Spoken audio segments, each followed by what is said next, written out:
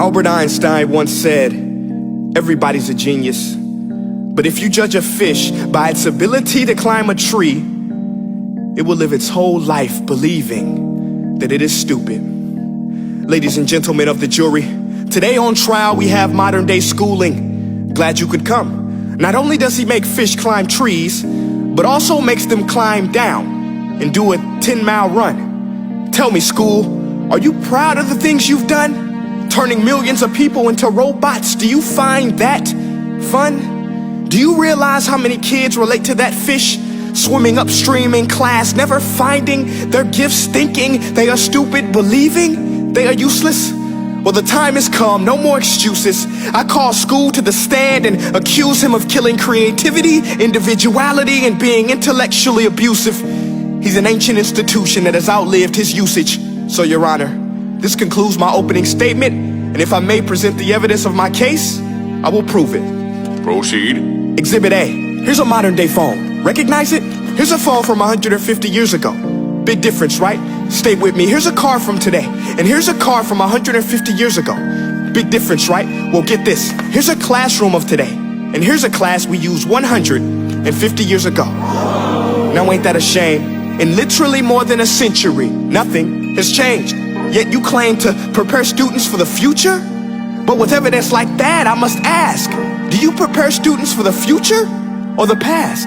I did a background check on you and let the record show that you were made to train people to work in factories, which explains why you put students in straight rows, nice and neat, tell them sit still, raise your hand if you want to speak, give them a short break to eat, and for 8 hours a day, tell them what to think.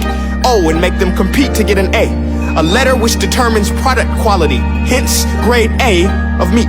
I get it. Back then, times were different. We all have a past. I myself am no Gandhi. But today, we don't need to make robots zombies. The world has progressed. And now we need people who think creatively, innovatively, critically, independently, with the ability to connect. See, every scientist will tell you that no two brains are the same.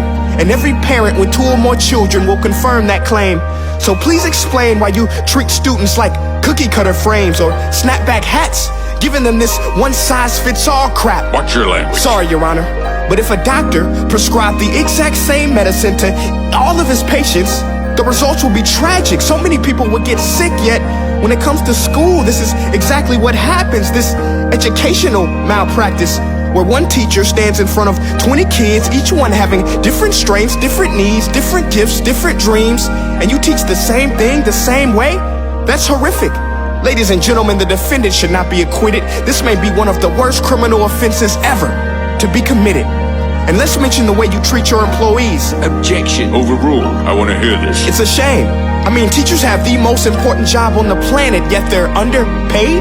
No wonder so many students are short-changed. Let's be honest, teachers should earn just as much as doctors, because a doctor can do heart surgery and save the life of a kid, but a great teacher can reach the heart of that kid and allow him to truly live. See, teachers are heroes that often get blamed, but they're not the problem. They work in a system without many options or rights. Curriculums are created by policymakers, most of which have never taught a day in their life. Just obsessed with standardized tests. They think bubbling in a multiple choice question will determine success. That's outlandish. In fact, these tests are too cruel to be used and should be abandoned, but don't take my word for it. Take Frederick J. Kelly, the man who invented standardized testing, who said, and I quote, "These tests are too cruel to be used and should be abandoned." Ladies and gentlemen of the jury, if we continue down this road, the results will be lethal. I don't have much faith in school, but I do have faith in people. And if we can customize healthcare, cars, and Facebook pages, then it is our duty to do the same for education, to upgrade it, change it, do away with school spirit, because that's useless. Unless we're working to bring the spirit out of each and every student, that should be our task. No more Common Core. Instead, let's reach the core of every heart in every class. Sure, math is important, but no more than art or dance. Let's give every gift an equal chance. I know this sounds like a dream, but countries like Finland are doing impressive things. They have shorter school days, teachers make a decent wage, homework is non-existent, and they focus on collaboration instead of competition. But here's the kicker, boys and girls. Their educational system outperforms every other country in the world. Other places like Singapore are succeeding rapidly. Schools like Montessori, programs like Khan Academy, there is no single solution.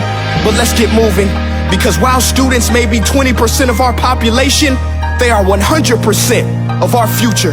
So let's attend to their dreams, and there's no telling what we can achieve.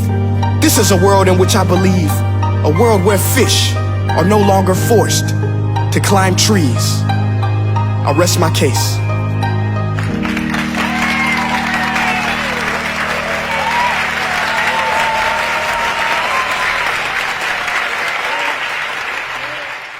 Hey guys, thank you so much for watching that video.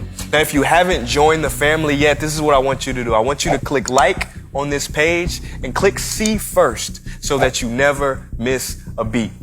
Now, for more insider information, offers, and just special challenges, go to my website at princeea.com and sign up for my personal email list.